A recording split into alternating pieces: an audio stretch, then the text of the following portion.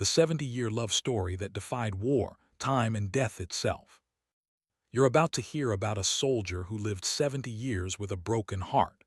Everyone told him to move on. Everyone said she was gone, but he never stopped looking. And when he finally found her again after 7 decades, what happened next will make you question everything you thought you knew about love and destiny. This isn't some fairy tale. This is real, and it might be the most powerful love story to ever come out of World War II. My name is your name, and I spend my days digging through forgotten stories from the Second World War. Most of them are about battles, tactics, strategies. But every once in a while, I stumble across something that reminds me why we study history in the first place. Because behind every war, every uniform, every statistic, there's a human being with a story worth telling. And this story, this one's different. It starts in 1944. D-Day has just happened. Allied forces are pushing through France. The war is far from over, but there's this feeling in the air that maybe, just maybe, the tide is turning. American soldiers are flooding into Europe by the thousands. Young men, most of them barely out of their teens, suddenly dropped into a world of chaos and violence they could never have imagined back home. One of those soldiers was a 21-year-old paratrooper named Norwood Thomas. Friends called him Norwood, some called him Tom. Didn't matter much to him. He was from Virginia, just a regular American kid who grew up during the Depression. Life wasn't easy, but it was simple. Then Pearl Harbor happened, and like millions of other young men, Norwood signed up to fight. By 1944, he was part of the 502nd Parachute Infantry Regiment, 101st Airborne Division. If you know your World War II history, you know that's the Screaming Eagles. These guys jumped behind enemy lines on D-Day. They fought in Operation Market Garden. They held the line at Bastogne during the Battle of the Bulge. These weren't just soldiers. These were some of the toughest men the American military ever produced. But in the summer of 1944, Norwood wasn't thinking about any of that. His unit had just been pulled back from the front lines for a brief rest period. They were stationed near a small town in England, recovering, resupplying, preparing for whatever hell was coming next. And that's when he met her.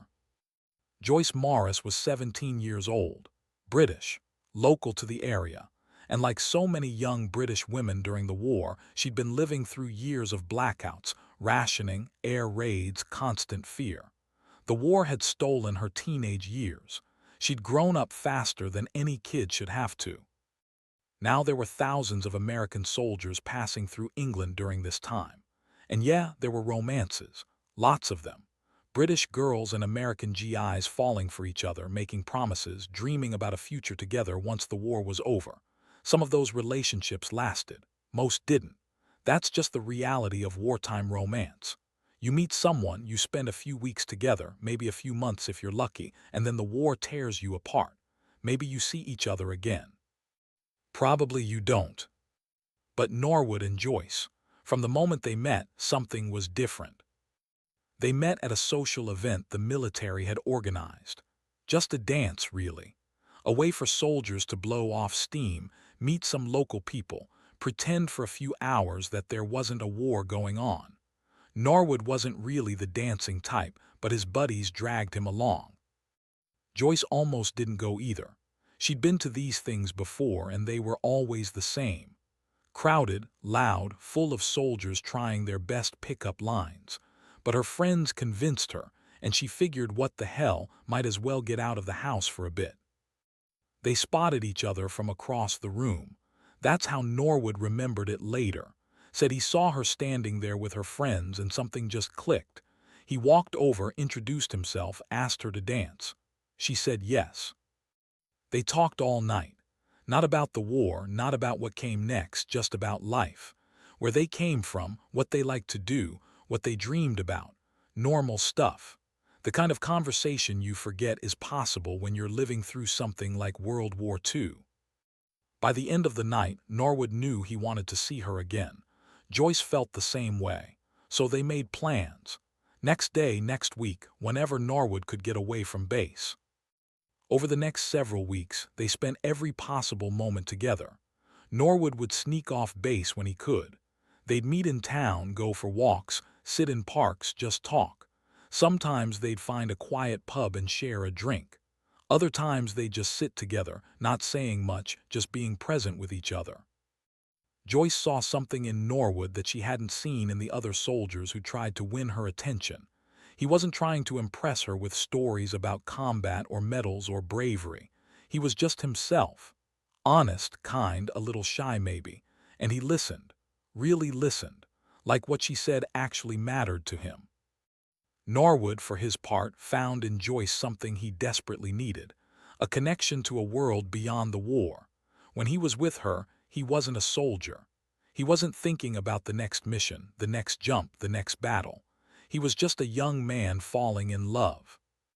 And yeah, they fell hard. The kind of love that makes you stupid and brave and reckless all at once. The kind that makes you believe in things you never believed in before. They started making promises. After the war, they said, "We'll be together."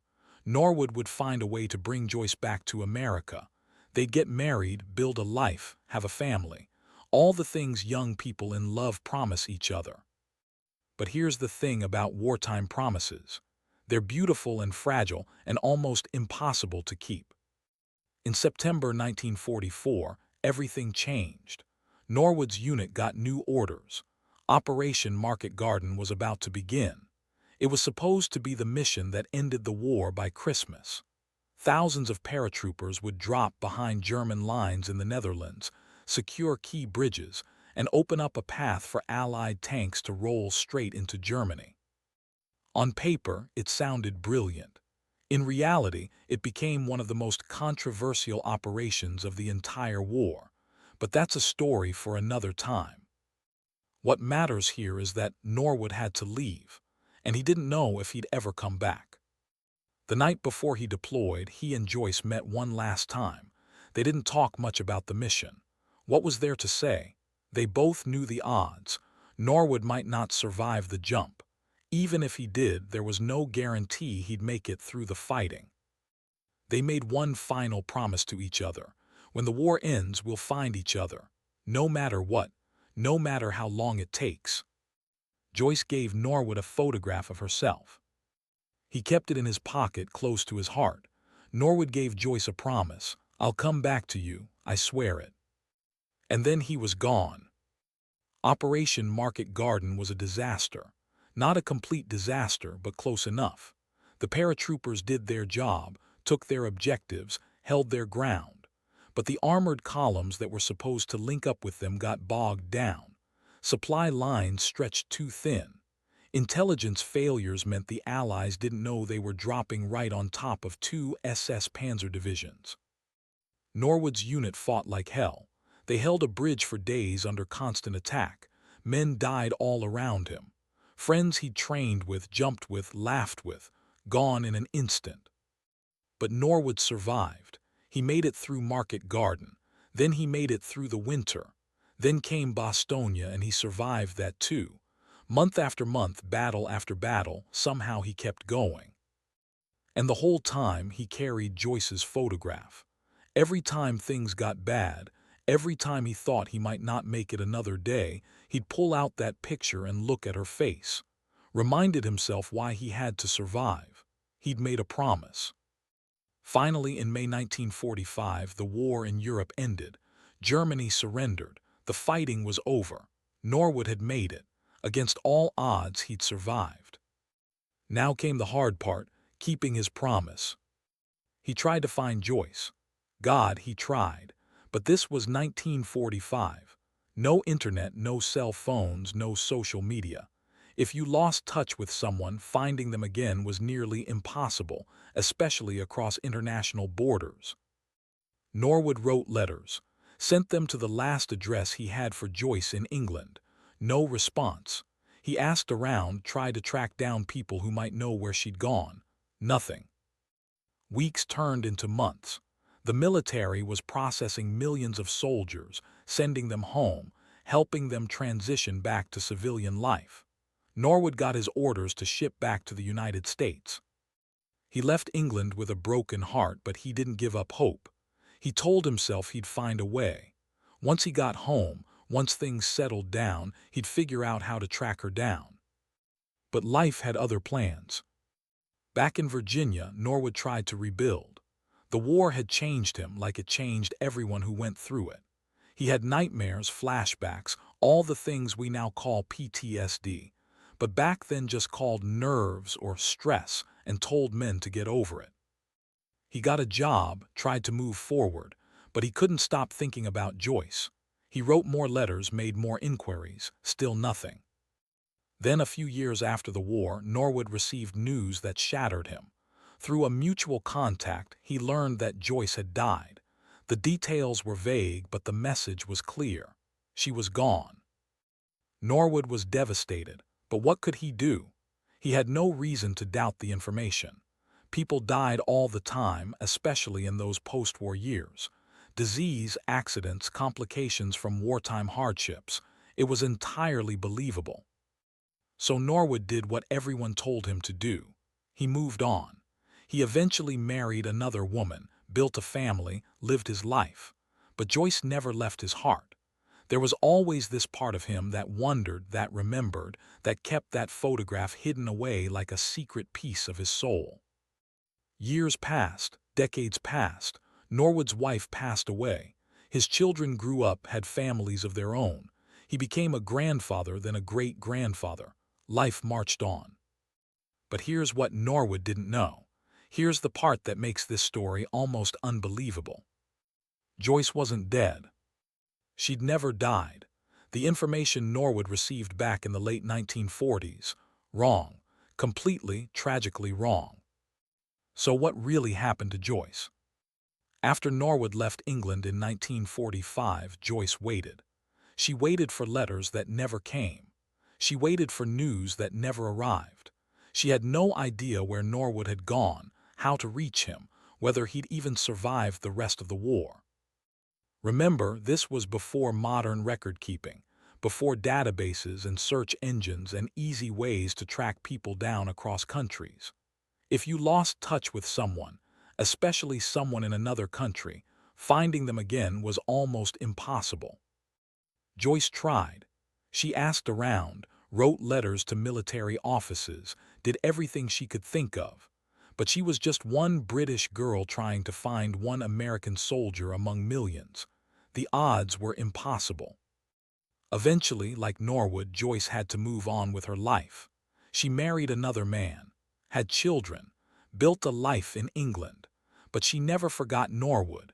She kept his letters, kept her memories, told her children stories about the American paratrooper she'd fallen in love with during the war. And she always wondered, what happened to him? Did he make it home? Did he ever think about her?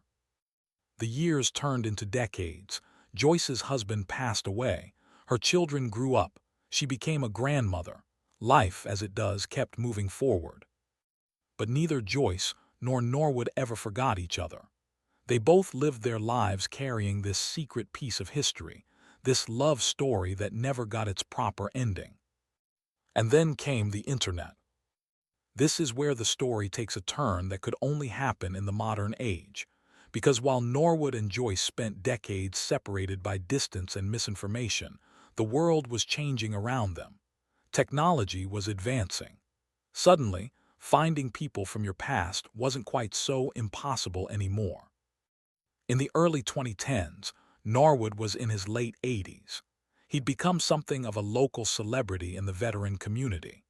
He'd give talks about his experiences in World War II, attend reunions with other 101st Airborne veterans, share his stories with young people who wanted to learn about the war. Someone interviewed him for a local news story about D-Day veterans. During the interview, Norwood mentioned Joyce. Not in detail, just a passing comment about a British girl he'd met during the war, someone he'd cared about, someone he'd thought had died. The interview got published online. Just a small local story, nothing major, but that's the thing about the internet. Once something's out there, it's out there. Anyone can find it. And someone did. In England, Joyce had also been talking about the war with her family. Her children and grandchildren knew about Norwood, about this American soldier she'd loved and lost. One of her grandchildren, curious about this piece of family history, decided to do some digging online. They started searching. Norwood Thomas, 502nd Parachute Infantry, 101st Airborne, World War II. And they found the interview. It took a moment for it to sink in. This man in the interview, this elderly veteran talking about his experiences in the war, mentioning a British girl named Joyce. Could it be? After all these years. Joyce's grandchild showed her the article, showed her the photograph of the old man. Joyce looked at the picture, read the words, and her hands started shaking. It was him. After 70 years she'd found him, or rather he'd been found. But now came the hard part. What do you do with this information? How do you reach out to someone after 7 decades? What do you even say? Joyce's family helped her draft a message. They found contact information for Norwood through the veteran organization he was affiliated with, and they sent a message. Imagine being Norwood. You're 90 years old. You've lived an entire lifetime believing the love of your youth died shortly after the war. You've made peace with it, as much as anyone can make peace with that kind of loss. And then one day, you get a message. Someone claiming to be Joyce Morris. Someone saying she's alive, she's been alive this whole time, she never forgot you. Norwood thought it was a scam at first. Had to be. Joyce was gone. He'd known that for 70 years. But the message included details, memories, things only Joyce would know. His hands shaking, Norwood wrote back. The messages went back and forth. Slowly at first, both of them cautious, hardly daring to believe this was real. But with each exchange, the truth became undeniable. They'd found each other. After 7 decades, across thousands of miles, through pure chance and the miracle of modern technology, they'd reconnected. They decided to talk on the phone. That first call lasted hours. 2 people in their 90s, sitting in their respective homes on different continents, talking like no time had passed at all. Laughing, crying, sharing 7 decades worth of life stories. Joyce told Norwood about her children, her life in England. Norwood told Joyce about his family, his career, his years of believing she was gone. They talked about the war, about those few precious weeks they'd had together, about the promises they'd made. And they realized something. The feelings were still there. After 70 years, after entire lifetimes lived apart, they still loved each other. But here's where the story gets even more incredible, because finding each other was one thing. But what do you do next? You're both in your 90s. Joyce is in England. Norwood is in America. You can't just pick up where you left off like you're 21 and 17 again. Except that's exactly what they decided to do. Norwood's family helped him make arrangements. In 2015, at the age of 93, Norwood Thomas boarded a plane to England. His first trip back since the war ended. His first time seeing Joyce in 70 years. Joyce's family helped prepare for his arrival. They were nervous, excited, couldn't quite believe this was happening. A love story from World War II finally getting its chance at a proper ending. The day Norwood arrived, Joyce waited at her home. She'd seen recent pictures of him, but pictures aren't the same as seeing someone in person. What if it was awkward? What if too much time had passed? What if the magic they'd remembered wasn't really there? Norwood walked through the door. Their eyes met, and in that moment 70 years disappeared. They embraced, both of them crying. 2 elderly people holding each other like they were young again, like no time had passed at all. The local news picked up the story. It was too good not to share. A World War II veteran reunited with his wartime love after 7 decades of separation. The story went viral, as these things do. Suddenly, Norwood and Joyce were getting interview requests from all over the world. They did a few interviews, told their story, but mostly they just spent time together. They had 70 years to catch up on, and they didn't know how much time they had left. Norwood stayed in England for a few weeks. He and Joyce went to some of the places they'd visited during the war, the town where they'd met, the parks where they'd walked. So much had changed, but some things were still the same. They talked about everything and nothing, about their families, their lives, their regrets and joys, about the war and how it had shaped them both, about the strange twist of fate that had brought them back together. And yeah, the feelings were still there. Different than they'd been at 21 and 17, more mature, tempered by decades of life experience, but just as real, just as strong. When it came time for Norwood to return to America, the goodbye was hard, but not like it had been in 1944. This time they knew they'd see each other again. This time they had phones and email and Skype. This time they weren't saying goodbye. They were saying see you soon. And they did see each other again. Norwood made more trips to England. Joyce's family helped her make a trip to America to meet Norwood's family. These two people who'd spent 70 years apart suddenly couldn't stand to be separated. The story captured hearts around the world. People donated money to help fund their visits. Airlines offered free flights. Hotels offered free rooms. Everyone wanted to help these two elderly lovers make the most of whatever time they had left. There's something about this story that touches a nerve. Maybe it's the romance of it all, this idea that true love can survive anything, even 7 decades of separation. Maybe it's the reminder that behind every war, every historical event, there are human stories like this one. Maybe it's just the sheer improbability of it all, the way chance and technology and stubborn hope all came together to make this reunion possible. Norwood and Joyce spent the last few years of Norwood's life making up for lost time. They talked nearly every day. They visited when they could. They held hands and laughed and remembered together. In February 2021, Norwood Thomas passed away at the age of 100. He'd lived a full century, survived one of the most brutal wars in human history, built a life, raised a family, and at the very end, he got to reconnect with his first love. Joyce was heartbroken but also grateful. Grateful they'd found each other again. Grateful for those last few years together. Grateful that their story, against all odds, got a happy ending. Not the ending they dreamed of at 21 and 17, but an ending nonetheless. So what do we take from this story? What's the lesson here? I think it's this. Love, real love, doesn't follow any rules. It doesn't care about distance or time or probability. It doesn't care that finding someone after 70 years should be impossible. It just exists, persistent and patient, waiting for its chance. Norwood and Joyce could have given up, should have given up by any logical measure. But they didn't.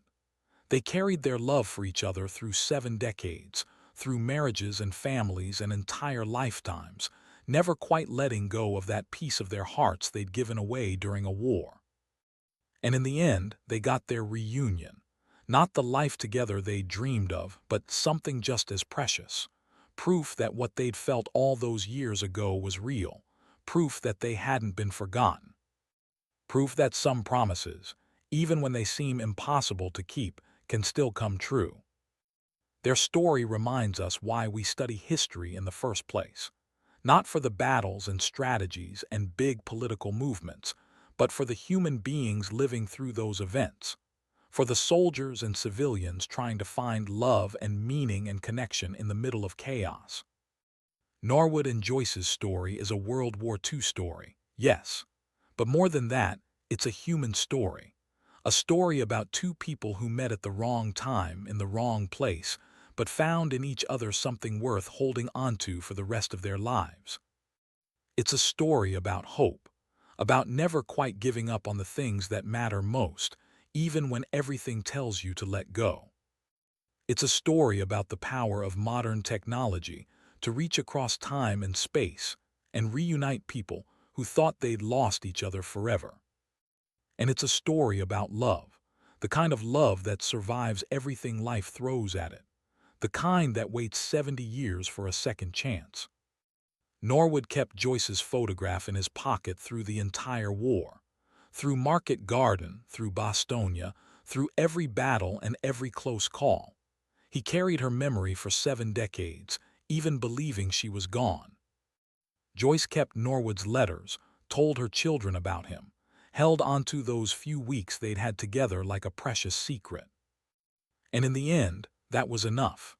That hope, that memory, that refusal to completely let go, it brought them back together when logic said it was impossible. If you're still watching, I appreciate it. This story took a lot of time to research and put together, and it means a lot that you stuck around to hear it through. If you want to see more forgotten stories from World War II, hit that subscribe button.